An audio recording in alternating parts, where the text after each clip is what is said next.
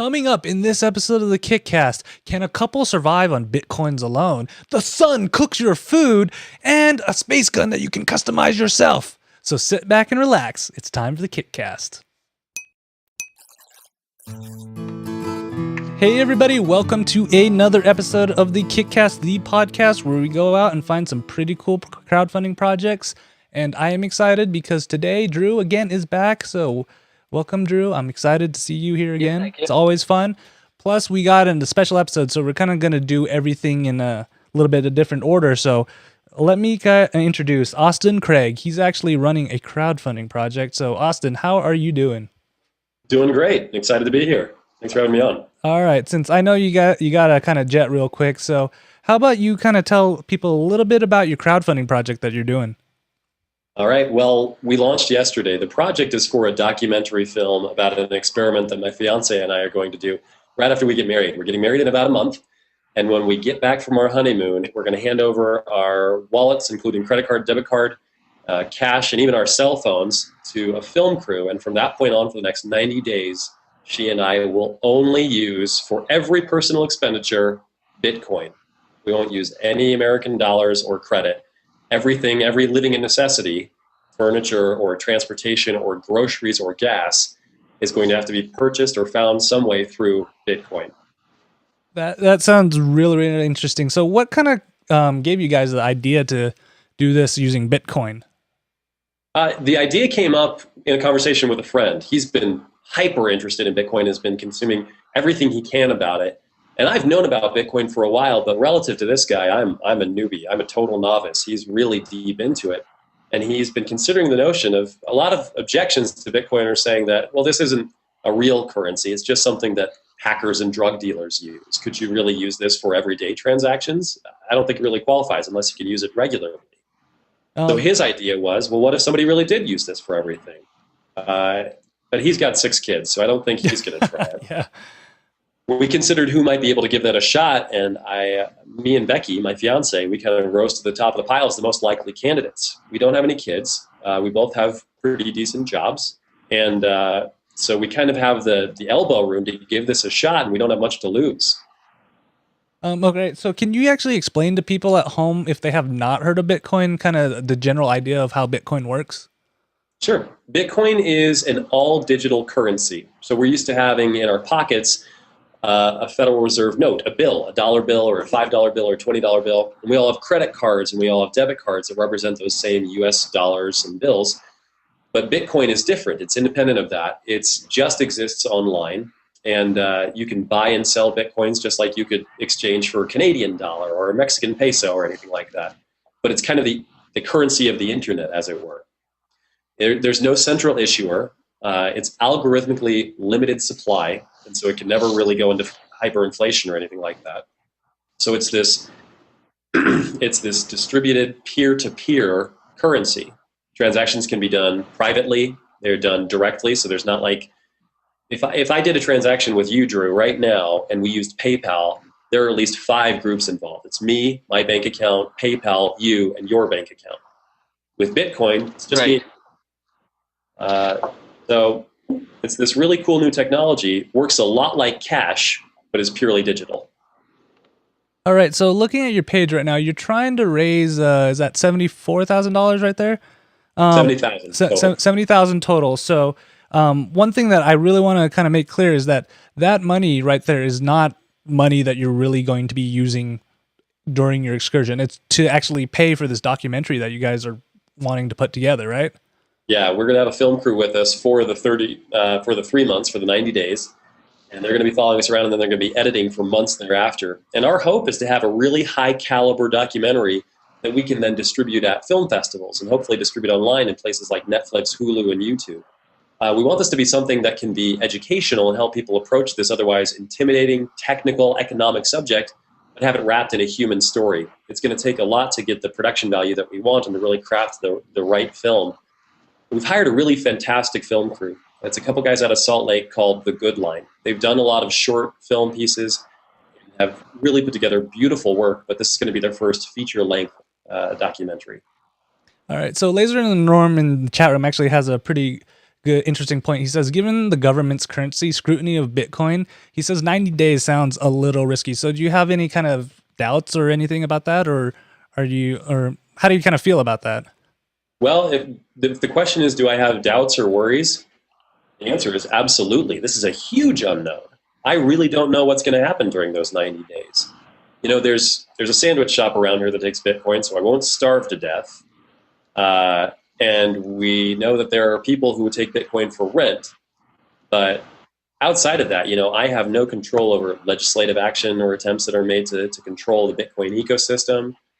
But my guess is if that happens, it'll make for an all the more interesting documentary at the end of it all. All right. So, one interesting thing I'm kind of curious about is like in your video you mentioned that you're looking for shops and everything that are taking Bitcoin. So, how tough was it just to even find that one shop that would take Bitcoin as a form of payment? Took a fair amount of Googling to figure out who would take Bitcoin, just searching online. Most of the users of Bitcoin right now are people who are very engaged online because it is an all digital currency. So these are netizens. These are people who are really engaged with the web. So most of it you can find online. But what we're hoping to do, and what I found even so far within just 2 days being into the Kickstarter project, is by putting this out there, we've gotten contacted from a lot of people within our own community here in Utah Valley who we never would have known were involved in Bitcoin. On Thursday, Becky and I are going to go check out a pretty medium-scale Bitcoin mining operation. Never would have come in contact with this guy otherwise. There are people here using it, but it kind of takes something like this to rally everybody together. Wow, that's actually nuts, because the funny thing is all three of us are in Utah, and you're probably the first person that I've seen in the wild actually talk about Bitcoin. Most people are like, Bitcoin, what in the world is that? So it's kind of crazy, and I'm really interested to see kind of this community come out and see if they're willing to kind of help you and go along this progress. So that's super interesting. So kind of to the other side of the crowdfunding thing, how's your experience so far after 2 days of launching? Like, have you finally gotten over the need to just sit there and watch the page and watch people kind of donate?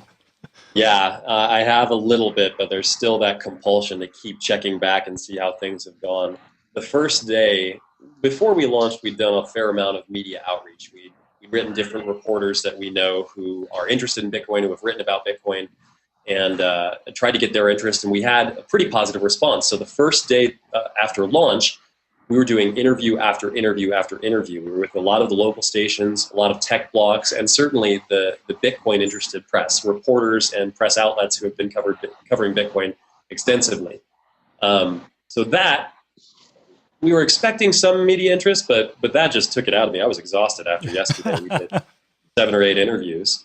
And then today, I have a lot of family in town and have had a lot of personal things to attend to. Thankfully, I've had those in place to pull me away from my computer. Otherwise, I would have this unhealthy obsession to keep staring at the screen and hitting reload and checking the updates. Yeah. So speaking of your family, how'd they kind of take this when you told them that you want to kind of try this experiment? They've responded very similar to everybody else. The first question is, what is Bitcoin? What are you talking about? And I guess I'm going to have to get pretty good at answering that question in understandable fashion and explaining it succinctly and clearly. But they've been very supportive. They think it's really cool that we're doing this and want to contribute however they can, even if it's still kind of an unknown for them as to what's going on here. All right. So I have one last question to ask you, and if Drew has any after this, is do you have any kind of words of advice or any tips for people who are interested in starting their own crowdfunding project? Any kind of words of wisdom for them before they embark this journey? Yeah. From my own experience, I worked on a crowdfunding project last year to launch a product, and now we're doing this project for a documentary film. And in doing this myself and in talking to other people who've done crowdfunding projects, I've found that getting support from a community and from your friends and family and from press and media influencers before launch is really critical, much more so than a lot of people give it credit for. They think, I'm going to put this on my Kickstarter, and then if I build it, they will come. People will just start pouring in because my product or idea or my film or whatever my project is just so brilliant that it's going to snowball and we're going to get huge overnight. I can tell you from personal experience, even doing a lot of outreach before the project launches and getting a lot of reporters and press outlets interested, getting a lot of support from friends and family, it is still an uphill battle. If you don't have the support of some kind of community at launch, you've got a really hard fight in front of you to get the funds necessary for your project. So my advice would be to be very engaged and very talkative about your project prior to launch, to get a community, to get support however you can before putting it up. Because when that happens, then you can have everybody jump in at once, get some momentum going, and that'll help propel the project even further.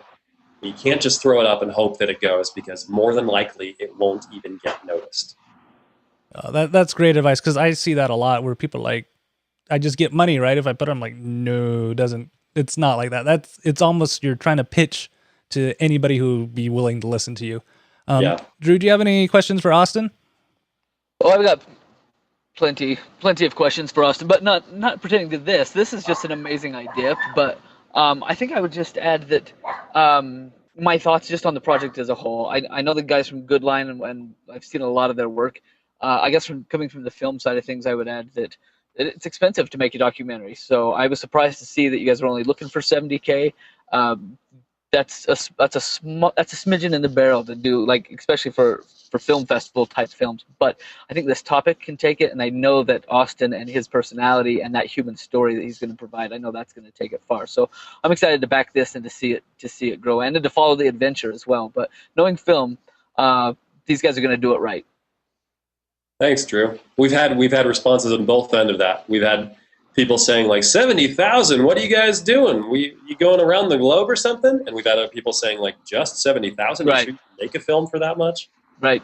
The guys from the Good Line have given us a fantastic deal just because they're interested in the project. They want to be involved, and so thankfully we've had their commitment at such a bargain rate. Yeah, I was going to say probably at a very, very good rate. Well, I'm excited for you, and I'm excited that you got such great tips for Kickstarter. I'll back that up. I mean, it's like having your engine revving before the pistol goes off.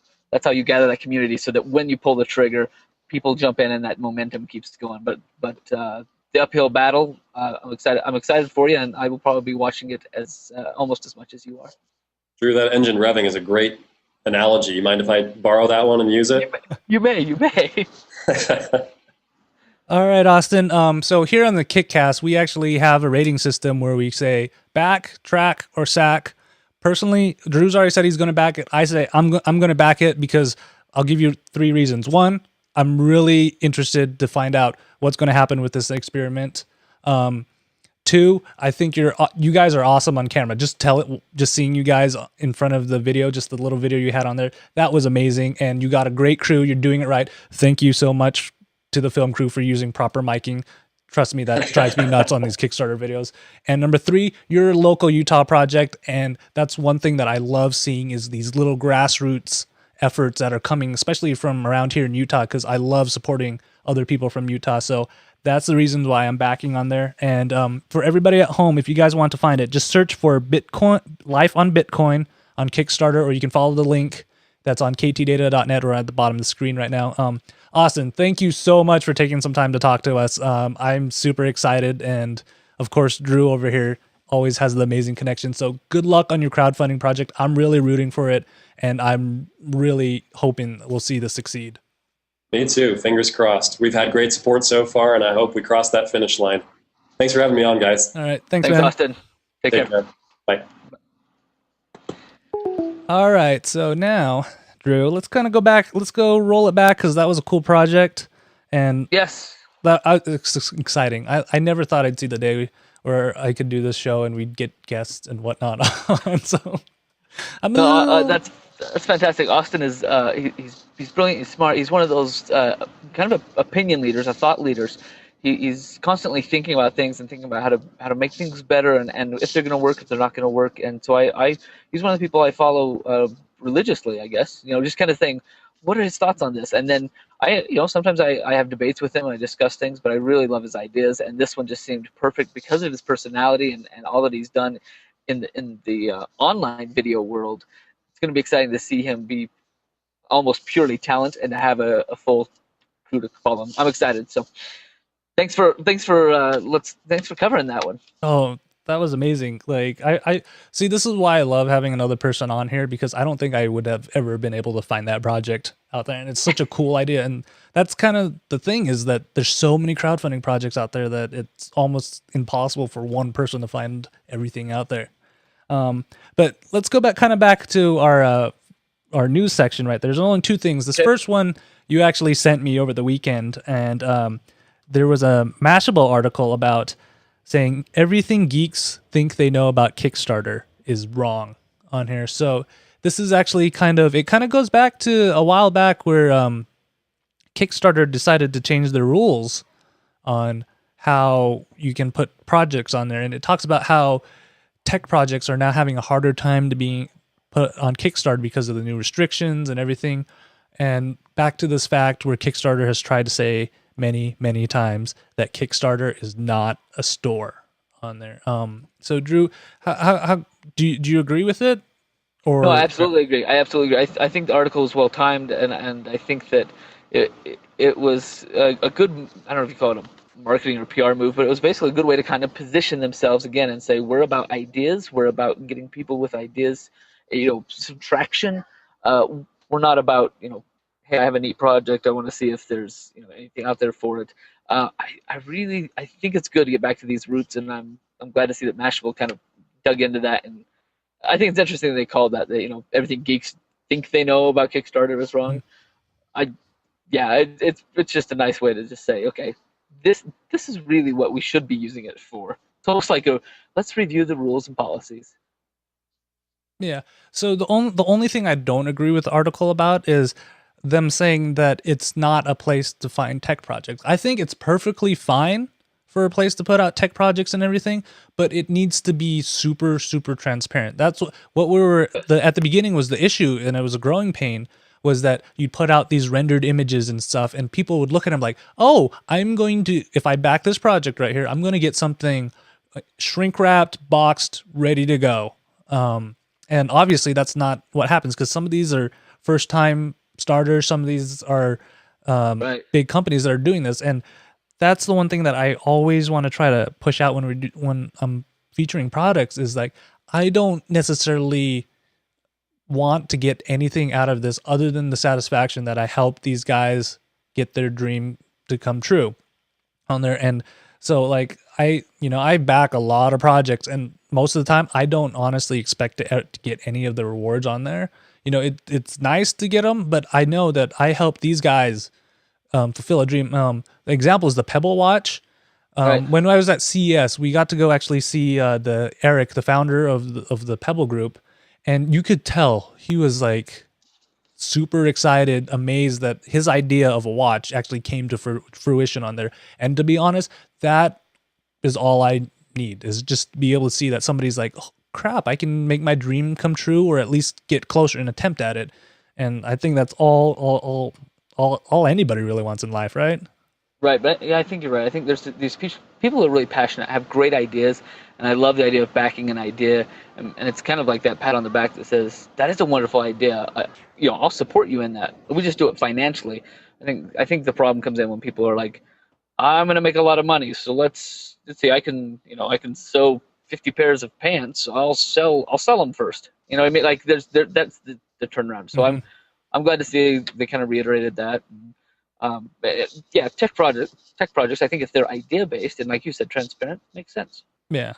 All right. So the only other news, if you guys actually remember Steve from Game Launched, he actually sent me an email letting us know that they're taking Game Launch to the next level right now, where you can actually get your game listed on their marketplace they'll waive the fees, and it will be hosted on there for let's see, what is it? From June 10th to July 10th, they'll waive all the listing fees for the game on the marketplace, and it will be listed for free for 3 months. So if you guys have an indie game that's already fully finished and you're looking for a market, check out these guys at Game Launched, and you could have it, because it'll give you good exposure. And if you guys remember back when we actually talked to Steve, I could really tell he believed in the idea of crowdfunding, and I really want to help these guys out and get them. Yeah, that's a big promo. That's awesome. Yeah. All right. So those are all the news right there. So let's go back to some more projects. All right, Drew. So Where are we going next? we had Life of Bitcoin, and then now we're going to the prop space gun project. Yes, And which so I looked into. this might sound a little weird to you, but I actually have met Bill Duran before, and what he wants to do is actually this is one of the I want to see it. this is one of the coolest jobs ever. He makes replica props for a living. Like, this is all he does for his living, and I think that is the coolest thing.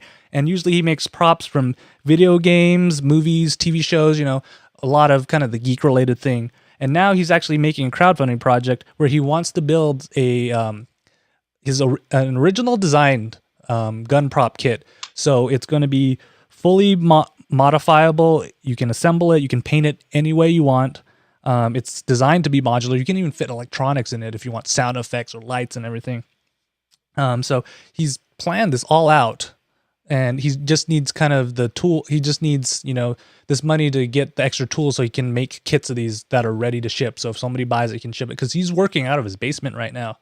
And, if you follow him at punishprops.com, you can see how much care and detail he puts into it. And I also can tell you that I know for a fact he puts detail and care to it, because I actually won one of his props at Nerdtacular last year. Look at that. Go full screen on that, baby. This is a Mass Effect pistol that he actually assembled, and it is heavy. Like, a lot of people think a lot of these prop guns are light. This has some weight for it. If I swung this around, I probably could take somebody out. He sent it as a blank, and it's not painted because I have zero painting skills. How you were supposed to do it, yeah. And I am really worried that I botched this up. So this is why it's not painted, because this is he puts detail lines in it, and his replica gun's going to be even more, because I think you can pull out the magazine and everything on there. So I really, really want to see this go through. And Bill, he's actually a pretty cool guy. He has a regular on a podcast I listen to, and I love him. He's a pretty cool guy. And again, this is back to the grassroots. He actually last year he quit his office job to do this full time, and he's just, every time I see him, he's always taking it to the next level, making something even more extravagant and crazy. And I really want to help him out right there. So what do you kind of think about this, Drew? Looking at the project, it looks like it's going places, and he has a lot of fans and that fan base. And this goes back to what Austin was talking about. I think he's got that community built. They know who he is. They know the quality of his stuff. And now he's got an idea that basically is something he wants to kind of explore and pursue. And he's got that community ready to go when he says go. Because I was looking at the traction. It's already moving. It's got several weeks left to go. Yeah, he's already over 50% of his goal already. Yeah. And he's 20 plus days. Yeah, and he's still going, so that's going to be super exciting right there. So you can see Bill on screen, and he's already got $16,000 raised. Yeah, so he's doing great. 3 weeks to go. What I think is, it's neat looking. I love it. I love seeing those props when I go to cons to work, and it's kind of neat to see people walking around. There's huge guns, there's little guns. I love that kind of cosplay stuff. While I'd never participate, I love to look at it. But I think what I love even more about this is that idea that he was able to take this hobby and drop his day job and turn that into a way of life. And this is just kind of one more way for him to say, you know what, I want a project that everybody can enjoy of mine, and here's a way to get on with it and help me build these modular kits the way that he wants. So kudos. I'm excited for him. I'd back it. Yeah. And Laser Norm's asking how heavy this gun is. I don't know how much heavy his prop gun is, but the Mass Effect pistol I have right now, it's probably a good 4 or 5 pounds right there, and it's pretty heavy on. So when you hold it, you feels almost like an actual pistol on there. So I'm super excited. So that's 2 backs from us right now, and good luck, Bill Duran. And you guys should check him out at Punish Props or on Kickstarter and search for the Prop Space Gun Project, and you will find it. All right. I love that he's got the Legacy Edition. Somebody's already backed that for $2,500. I love seeing those huge pledges. I love seeing those huge pledges back, because it's just like, man, wow. I think part of it is me just saying, there's people out there with money. Yep. Did you know they have real money, and it's a lot of it? All right, sorry, moving on. All right, and so Drew, summer's upon us right now.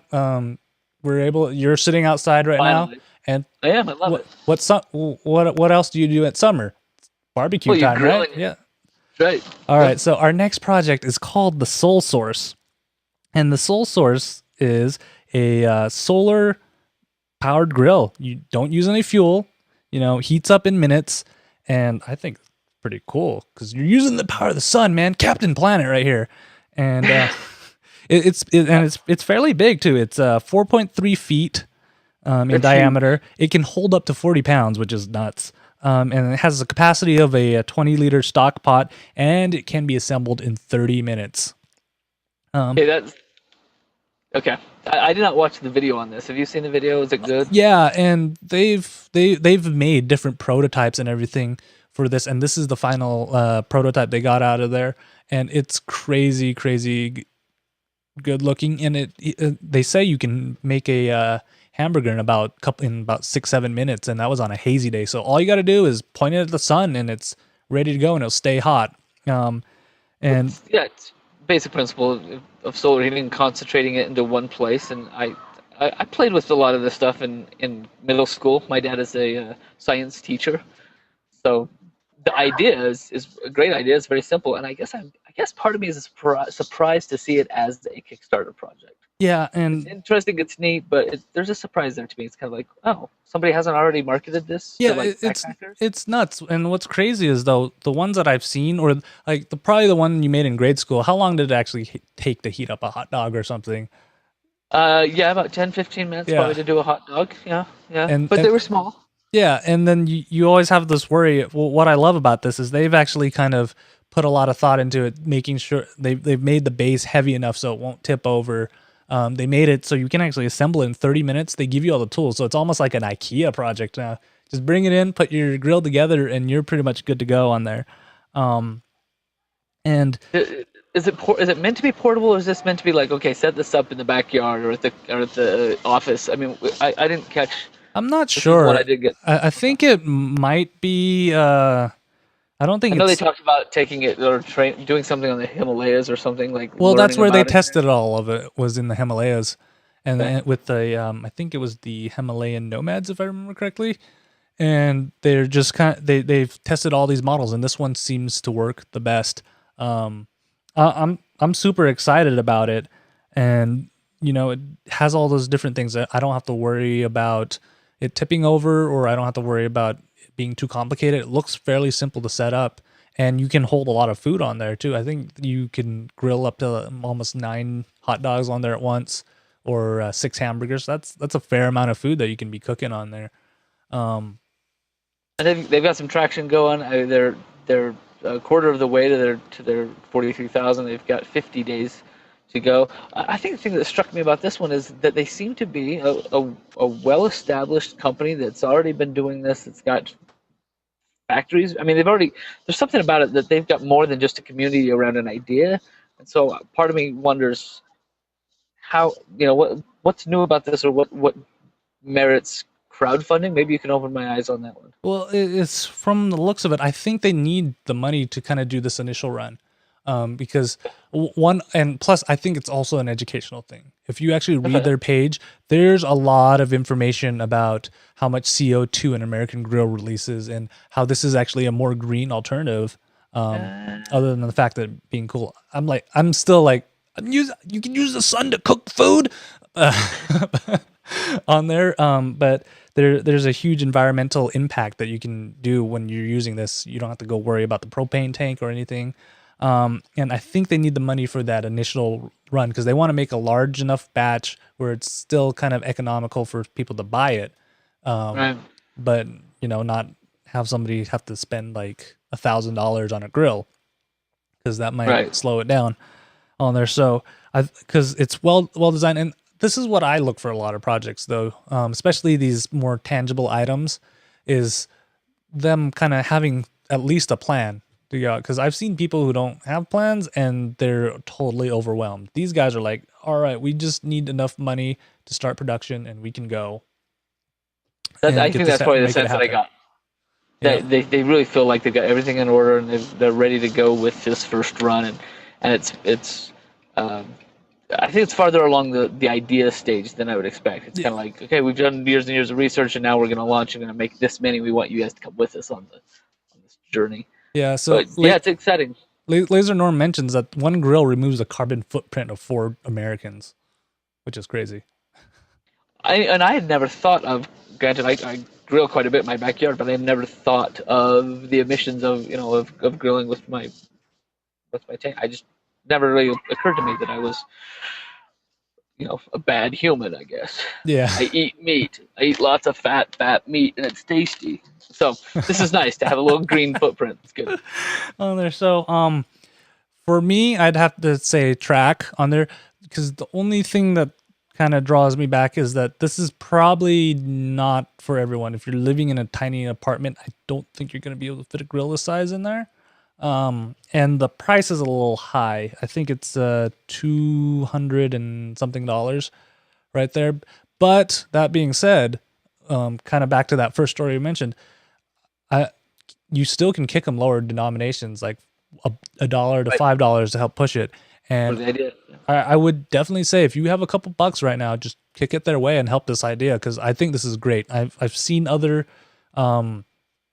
implementations of these, and it's sometimes they're bulky and they don't work well, and it doesn't feel like it's going to last. This one looks like it's there for the long run. Yeah, they built this thing thick, 40 pounds total. That's brilliant, because anytime you're out in the weather, you've got all kinds of winds or other things. I think that was part of the funnest part of making our own solar panel grillers in school, was just playing with the weather the day of. Can we keep them together long enough to get any heat to cook our hot dogs? No, this is great. This is built solid, and I too would say track it and follow it along. They look like, again, they've got some good traction going and plenty of time to do it. Yeah, this is one that you back the idea. Yep. All right, Drew. So that's all the projects we have today. Wow, that was a whirlwind tour on there. We covered a lot today. If you guys have any feedback or any suggestions, shoot us an email. Or if you have a project like Austin that you want us to feature, you want to come on the show, shoot us an email at kickcast@ktdata.net, or you can find us on almost any social media sites, such as Facebook at facebook.com/ktdatanet, on Twitter at KickCast, or Google plus.kickcast.net. We should thank Google, because we were using Google Hangouts tonight instead of Skype. We totally hung out. And yep, that we hung out tonight. And for all you guys at home who are watching the recorded version, remember, you can always watch us live every 2 weeks. Our next episode is June. Where's my mouse? Is June 25th on there. Yes. So you can always watch that at live.kickcast.net. Or if you guys saw any projects like, whoa, what was the URL for Austin's Kickstarter project again? Just head on over to kickcast.net, and there will be show notes that link you straight to the projects on the page, and they're all pretty and picturified too. So I hope you guys enjoy that. If you guys are at home and you guys have iTunes, go leave us some feedback. I love any kind of feedback, good or bad, as long as it can help us improve the show. Drew, thank you so much. I know you were on the go most of the night, and first of all, thanks for finding Austin and having him on the show, and thanks for being here. I have so much fun when you're here, and I'm always kind of sad when the show almost ends. I'm like, oh man, I won't be able to hang out with Drew for another 2 weeks. It's fun and fast. I did. No, I was racing home to make sure I'd get here in time. We drove clear down to Sandy to buy a piece of furniture, and we got there. It didn't fit in the back of the van. I thought for some reason I'd fit it in the van with my kids, and we tried to shove it in. I'm like, you're just gonna have to duck. And then finally we're like, okay, do you have some rope? We'll just strap it to the top. So then driving home took longer because we had this huge thing strapped to the top of my van. I did that all for you because I wanted to race home. That is awesome. So again, thank you for being here. Thank you guys. Laser Norm, you're awesome. You always watch live. Thank you guys for listening at home or watching any kind of way. We have audio versions and video versions. You can find all of those at kickcast.net. And we'll see you guys in 2 weeks. Thank Bye. You.